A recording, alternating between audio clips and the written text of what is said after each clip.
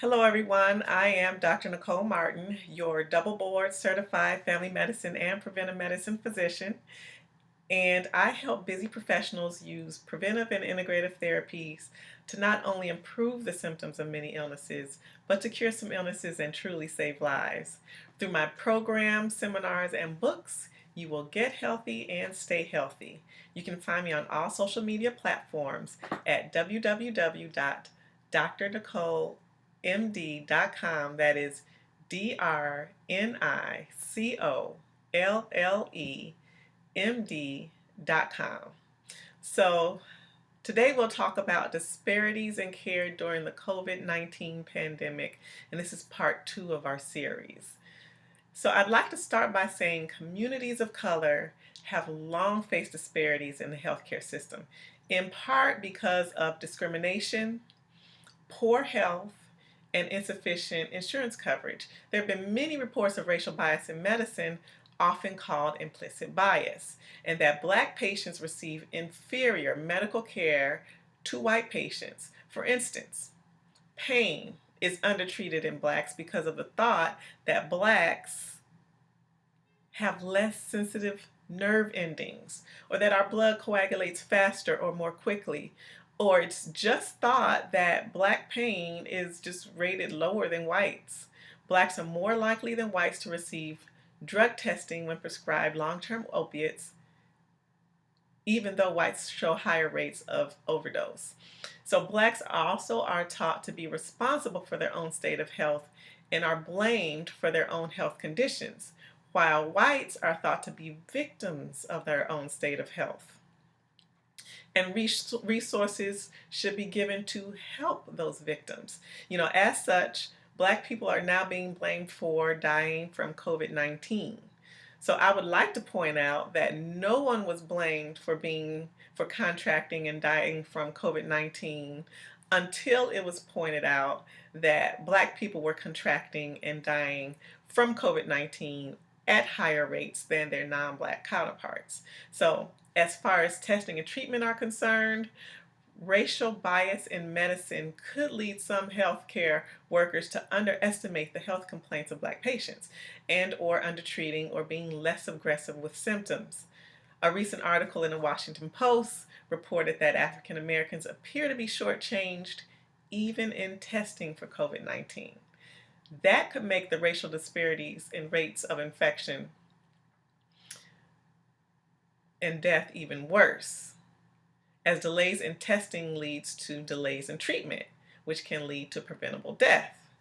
So current screening practices ask questions like, have you traveled internationally? Have you been exposed to anyone who has COVID-19?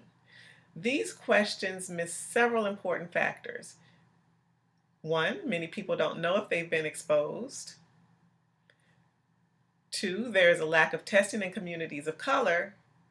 So many people don't know if they even actually have COVID-19. So poor communities may tend to travel internationally less than more affluent communities. And since they tend to be frontline workers, they may be more exposed to those that have traveled internationally.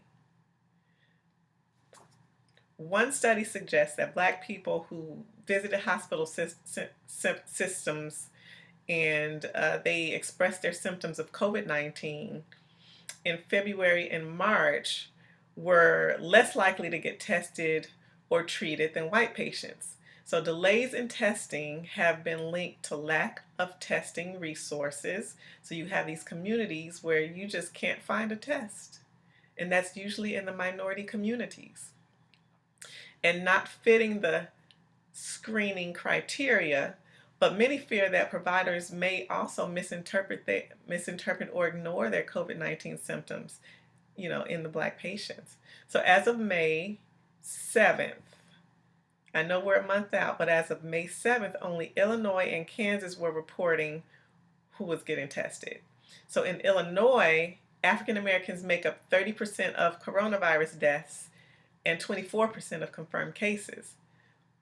Both are far out of proportion to their share of the population. What's worse is that only 13% of those tested are Black. suggesting that African Americans are being drastically underserved by the effort to control the spread of the disease. So if blacks are not being tested at a rate equal to the threat they face, we lose the opportunity to quarantine those who test positive before they even have a chance to spread the virus. And conducting contact tracing to find out who else is at risk is not done. Consequently, the negative effects of COVID-19 are on track with other health disparities that we have seen for many, many years. Black Americans are dying of COVID-19 at much higher rates compared with other Americans in some major cities, but most federal officials in states are not keeping track or releasing racial data on the COVID-19 victims, raising concerns about care for the nation's most vulnerable populations. There is worry that minorities aren't receiving adequate information or misinformation about the illness or access to testing. Additionally, there is longstanding distrust of the health establishment among blacks.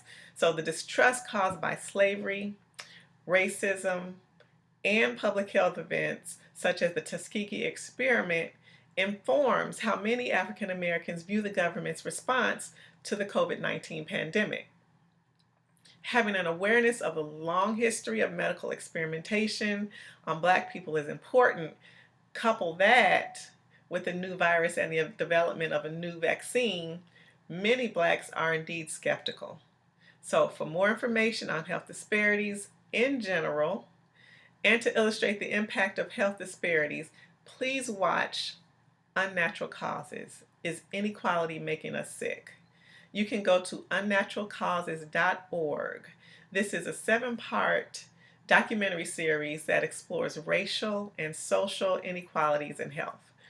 So the environment in which we live is a major determinant of our health and well-being.